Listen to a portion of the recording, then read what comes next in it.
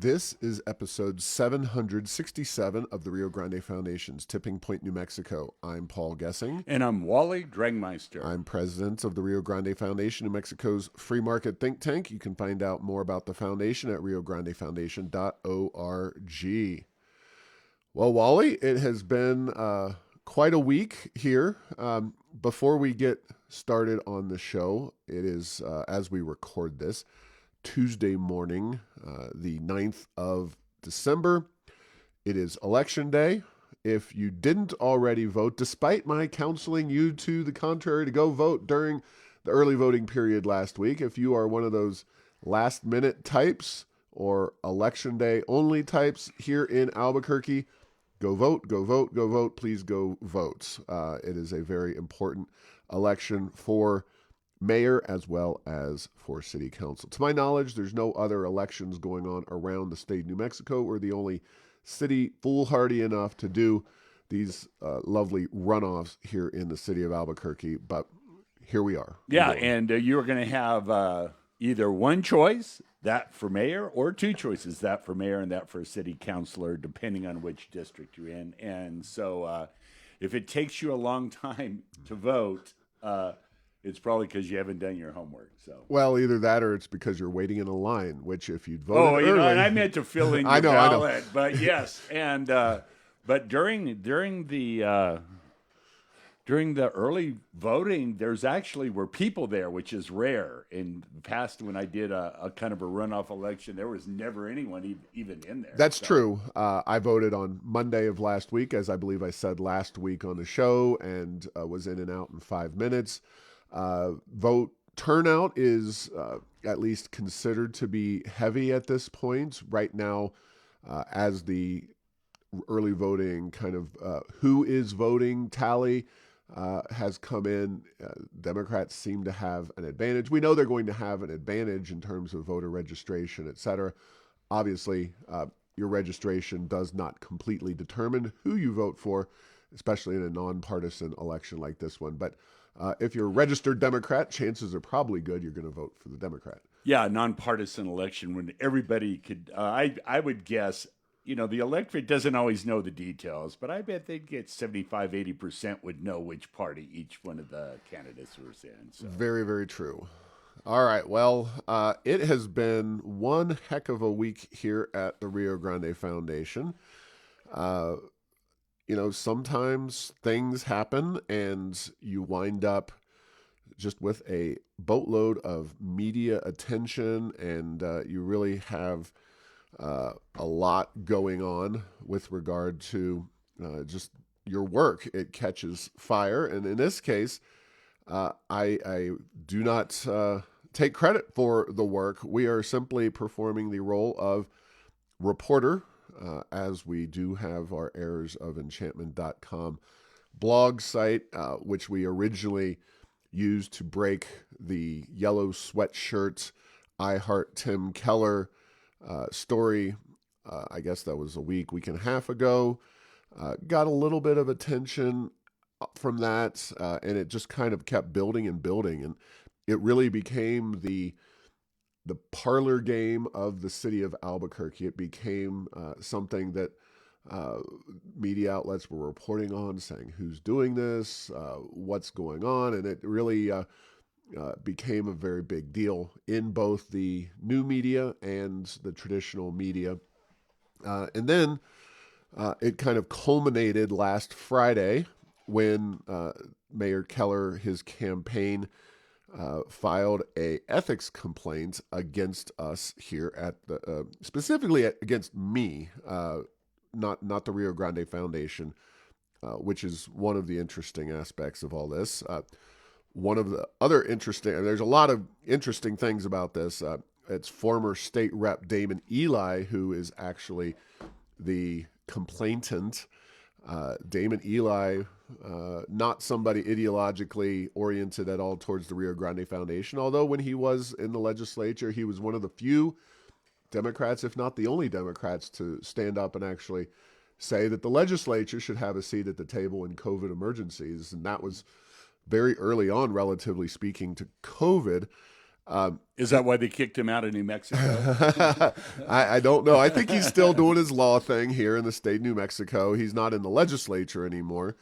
Don't know what caused him to depart the legislature. There's the whole idea of filing an ethics complaint against somebody who says they have knowledge of an incident or something that happened and that they reported on. Of course, that is a legal act, broadly speaking. Printing, handing out free sweatshirts, even sweatshirts that say "I heart Tim Keller." There's nothing illegal there. Now, if I had knowledge of a murder, that would be a different story. This is not a murder situation. This is not a break-in. This is not a grand theft. This is something that is, I think, at best described as a political stunt. And so the ethics complaint is there. You can go read it for yourself at errorsofenchantment.com. I do think it is dancing on a thin reed, so to speak, the idea that you can compel somebody, myself in this particular case, to divulge information about a legal action, again, something like sweatshirts. It has been pretty hardly disputed in the court system. And you just have a lot of questions about, Tim Keller. There's a lot of Tim Kellers out there. I bet you I could find 10 or 15 Tim Kellers around town. What does it say? Does it say vote for Tim Keller, vote against Tim Keller? No, it says none of that.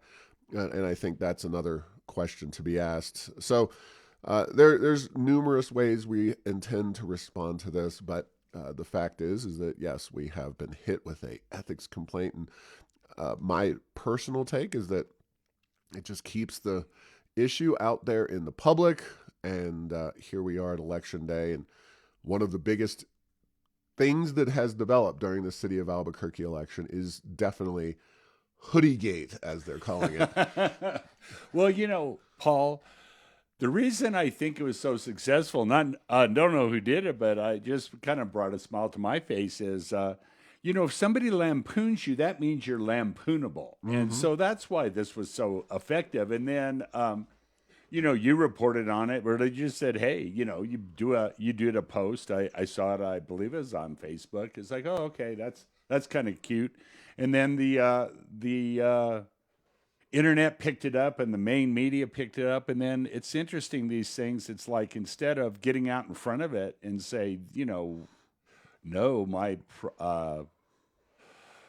my campaign and my mayoralship, we do a good job with homelessness. I don't think they can say that. That's why these sweatshirts were so effective. So it's interesting. And then when you file a complaint, it just puts fuel on the fire. So, the only thing they could have said is the Richard Nixon, I am not a crook. I am not bad on homeless policy. That's all Keller could have done to make it any worse than it already was based on policy. And it's interesting, if knowledge of a crime and not reporting it to authorities is an issue, heck, half of Albuquerque has seen people doing drugs in the street. Right. I mean, that's the whole issue here, is like, really, what about that?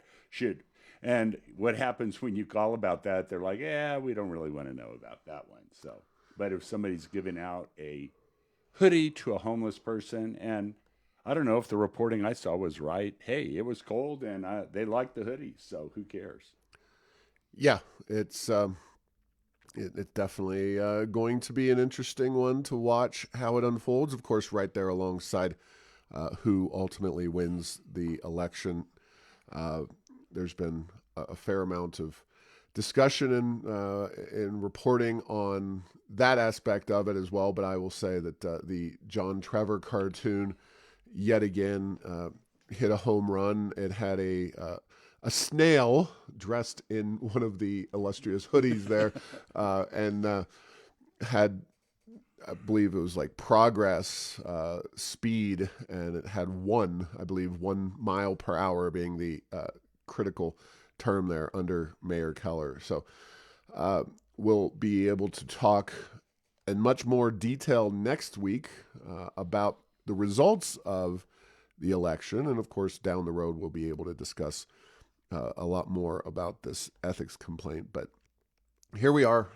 We're not daunted or bowed or any of that stuff. We are just reporting and watching the information and watching the events unfold as the rest of us are at this particular time. So eagerly awaiting the results of this election because there's a lot at stake. So please, again, go vote.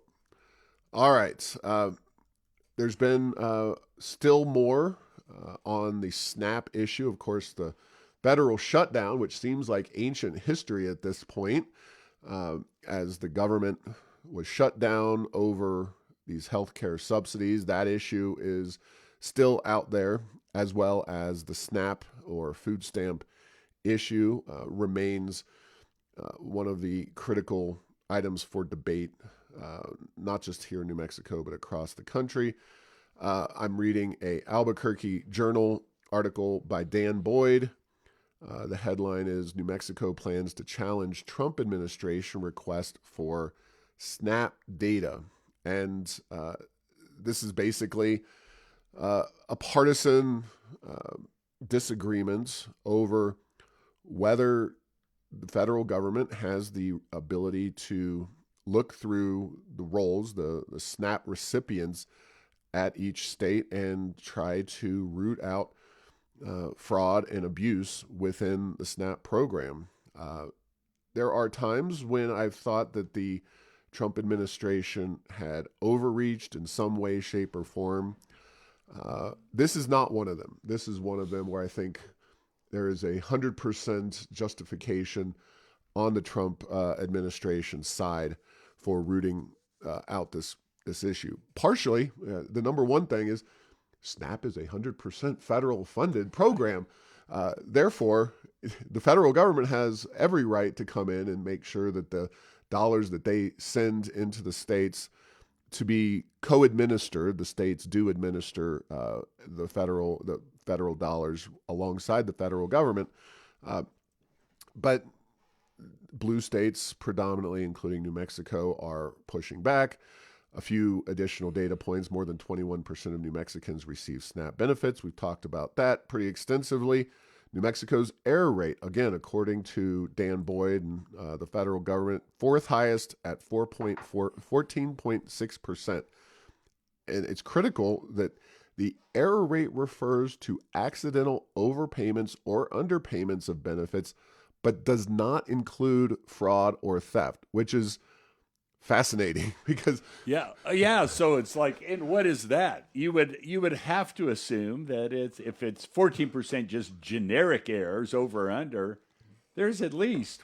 I mean, man, it would be tough to imagine a situation where there wasn't 1, 2, 3, 4, 5. Just keep counting percent errors, but they just are incredibly incurious about these issues. So overpayments or underpayments are kind of a very broad, very hard to understand thing with regard to the SNAP issue.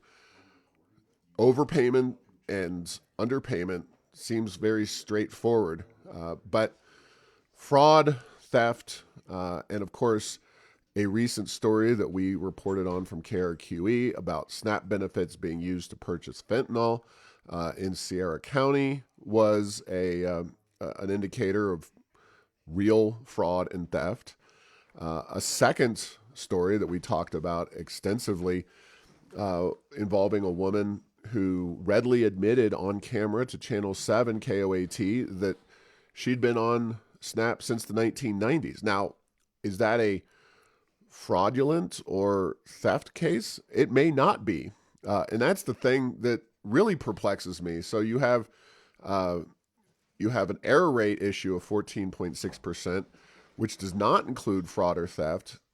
How much is fraud and theft? I'm going to say it's probably got to be 30, 40% of the total. And then on top of that, you have people like this woman who I think it's safe to say probably shouldn't have been on food stamps for 30 plus years. Well, yes, that is not a good record to be on food stamps for 30 plus years, Paul. And why is New Mexico fighting this? It just seems like the Democratic Party on a national level is, if Trump's for it, we're against it, and they're just going to fight him every step of the way.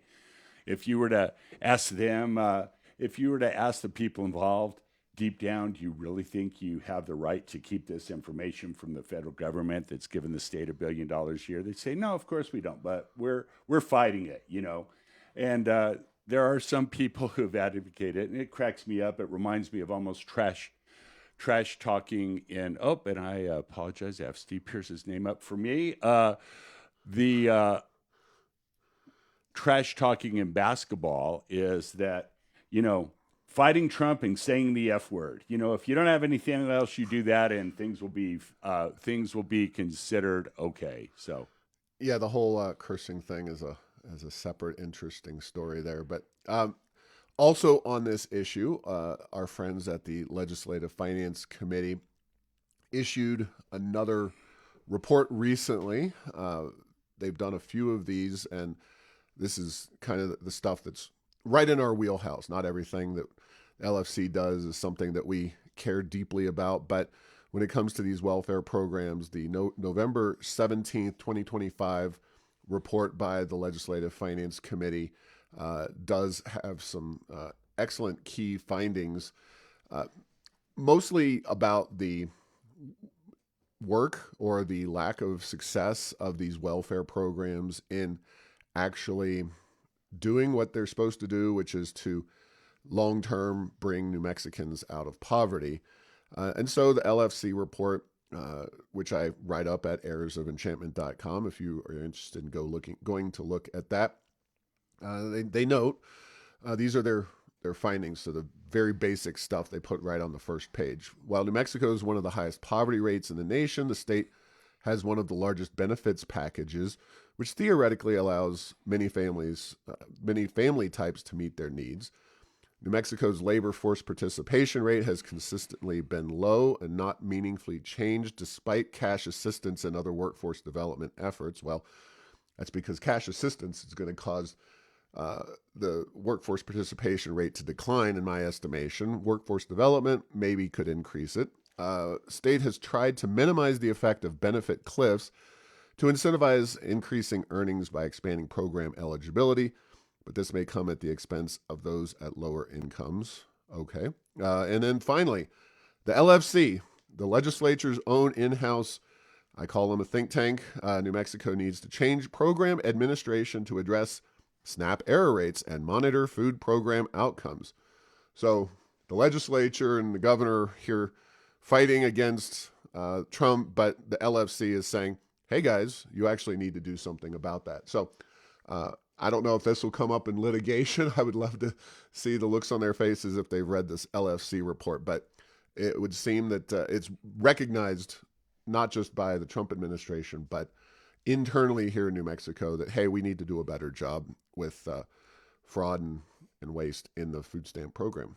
Well, yes, they've acknowledged it's an issue. And so then when the federal government comes calling, they have a deplorable lack of curiosity. And so, Paul, I say this a lot, but it applies. Are they ignorant or apathetic? They don't know, and they don't care. We just don't want to do it. And it would be different. I mean, there would even almost be a position to take. It's like, hey, quit bugging us. We're working on this. But they've identified the issue and no action taken other than, the report's good, by the way. So, Yep.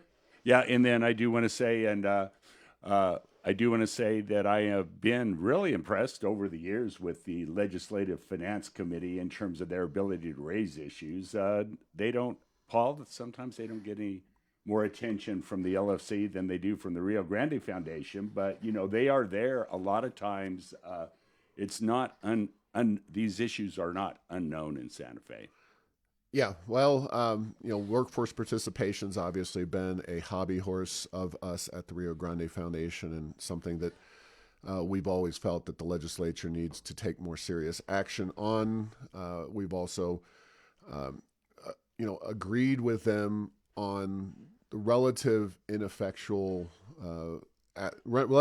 ineffectual aspects of many of these welfare programs that spend a lot of money. You mentioned $1 billion. That was a number that was new to me that I found in reading these reports, that the federal government pours $1 billion into New Mexico in the form of these SNAP benefits. So this is real money, and the federal government has a interest in the waste, fraud, and abuse. Personally, I will say that the Rio Grande Foundation plan for SNAP is like every other welfare program, that it should be funded at the state level 100% and administered at the state level. They can get creative within reason in how they manage these welfare programs.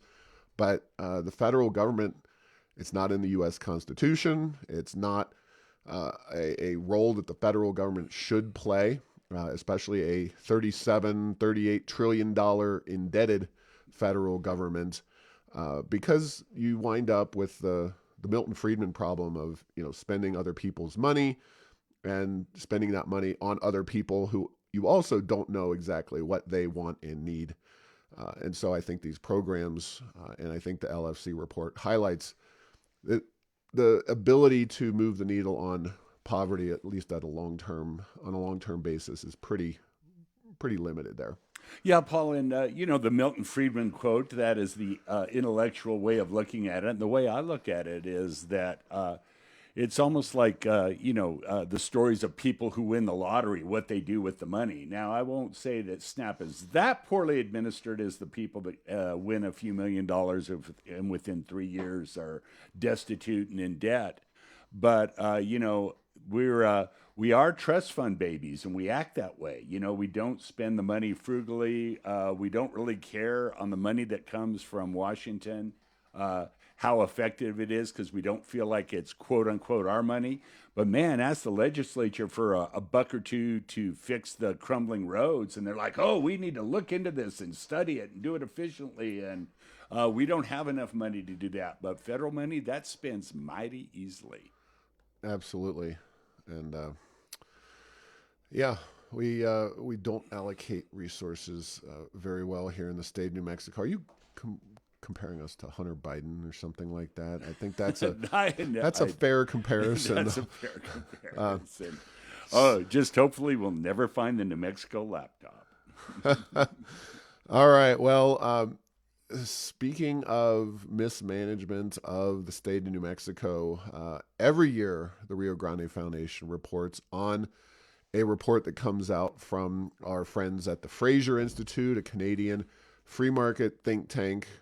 They do a lot of great work, by the way, up there. If you're looking at Canada, care about our neighbors to the north more so than maybe Trump and his ill-fated plan to annex all of Canada. I'd settle for Alberta, but I don't think they're going to give it up anytime soon.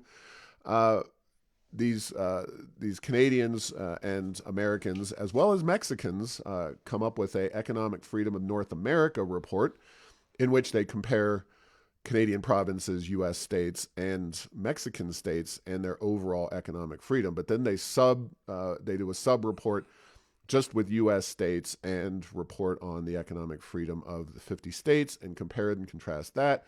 And for the first time, at least in quite a while, they've done this report since 1981. New Mexico is at the very bottom, the least economically free state in the nation. We surpassed in our lacking states like California, New York, and Hawaii in terms of our lack of economic freedom. So that is not good news. The primary, what is economic freedom? Well, economic freedom is the ability to choose and generate your own money in the ways that you choose to within legal restrictions. We're talking obviously like crime and that kind of thing.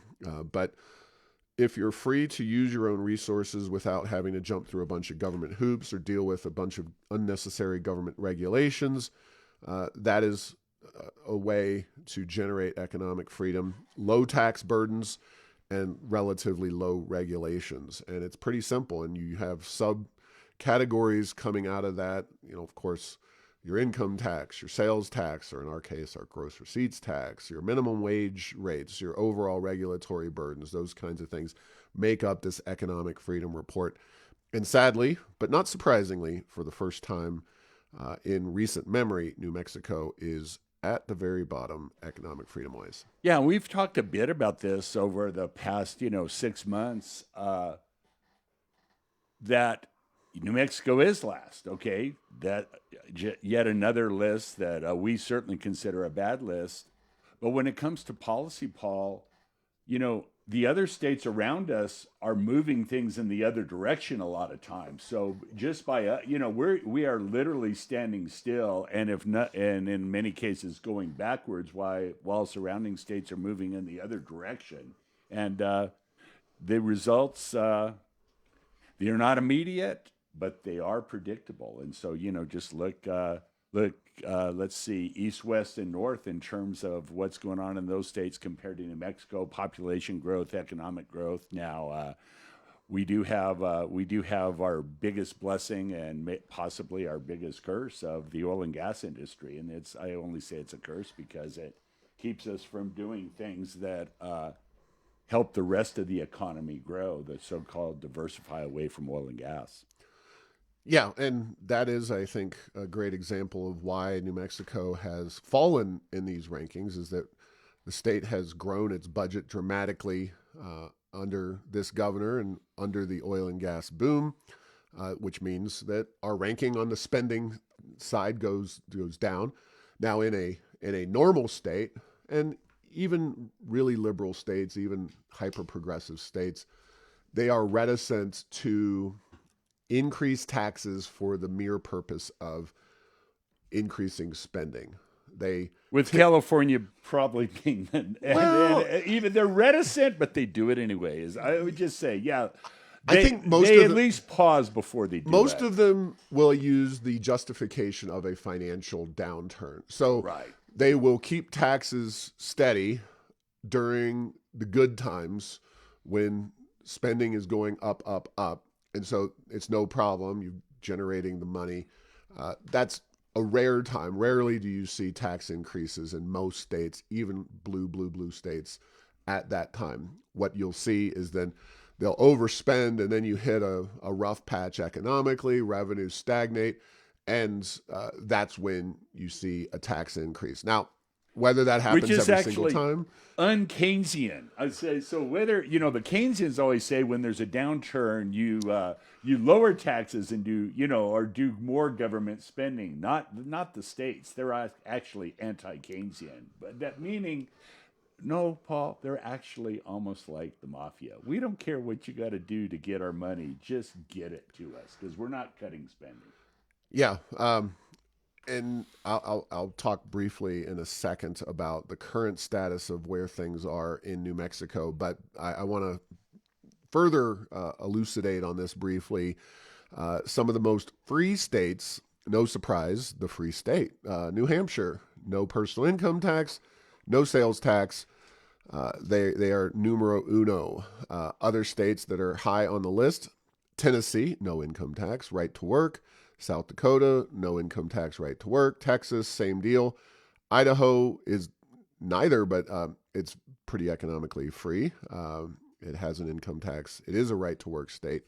But Florida, no income tax, right to work. North Carolina, Georgia, North Dakota, Indiana, Oklahoma, Utah, you're getting into our neighbors. Colorado.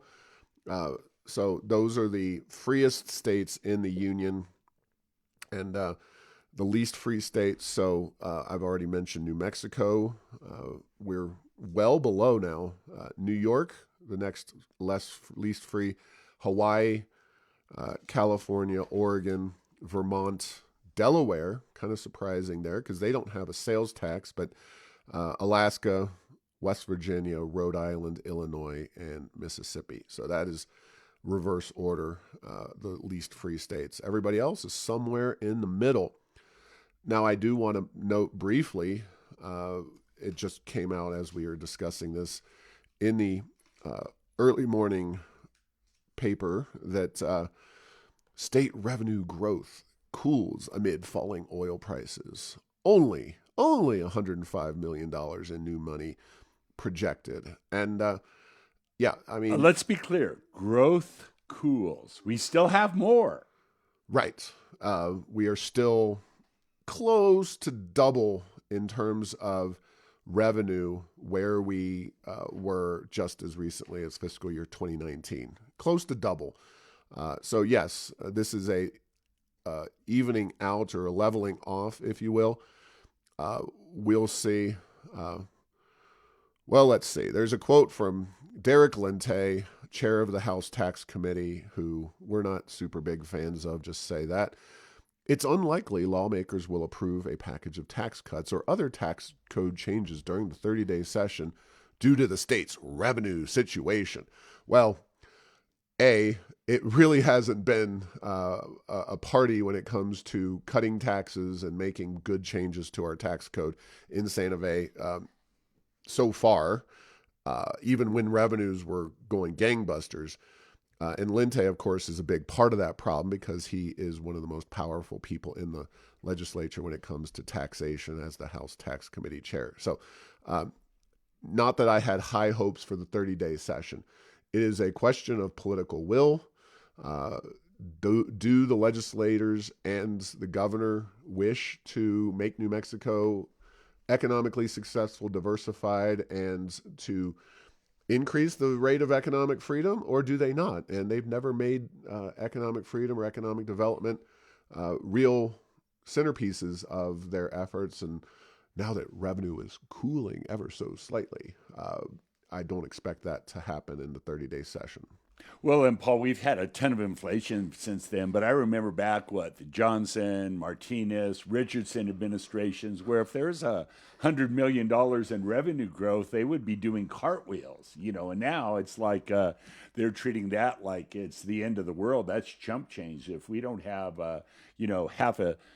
if we don't have $500 billion to go forward, how could we possibly address all of these issues? So it is a very interesting position right now, and it reminds me of I've known some greatest generation adults over time that grew up in the Depression, and they were, it impacted them. It really did. Some of those that were very poor, they really never got over it. It shaped their whole life. And New Mexico has this fear that state government will run out of money. And so we're not going to do anything to solidify that or diversify that long term if it means, quote unquote, investing or reducing taxes or cutting spending or whatever. That it's just not going to happen. So we will see. This doesn't bode well for the future because, at some point there may be a year where, heaven forbid, we're down a few $100 million or $1 billion in terms of what the state has to spend, and how are they going to react then when they've, to this point, done very, very little to grow the non-oil and gas part of the economy. Here's the basic calculation. In years where New Mexico could easily have its cake and eat it too. By have its cake, I mean they can spend like drunken sailors. My apologies to drunken sailors. And they could also reduce taxes. They did not reduce taxes because it was politically not of interest to them. They really almost didn't talk about it. Right. It didn't even give it lip service. So now we are in a position where there would have to be some form of trade-off between some fiscal restraints and lower taxes, and that situation, that calculation, has not changed for the better since we've seen this oil and gas boom. All right, final, real quick. Rio Grande Foundation last Wednesday had a successful luncheon event with Connor Boyack to round out our luncheon series for 2025. Connor Boyack gave a really impassioned and very powerful discussion, and really went into the education system, its history, and why it doesn't necessarily serve the interests of the young people who are involved in it. Didn't really talk as much about the Tuttle Twins. I talked about the Tuttle Twins books, but again, if you got kids out there and you want to continue the ideas of liberty into the future, check out those Tuttle Twin books. They're good for everybody from young adults, adolescents to little kids. So yeah, and good books with pictures. For a guy that's reading The Wealth of Nations from Adam Smith, I could use a few pictures in my books, Paul. well, yeah, there's picture book versions from the Tuttle Twins for Atlas Shrugged, which of course that's a big lift. And some of the other classics of Liberty that may be a little dense for some people. But definitely, if you can get the gist of Atlas Shrugged in a 20-minute read versus a, 20-day read, if you're really it's intense. like 140 hours or something. It's crazy. Yeah.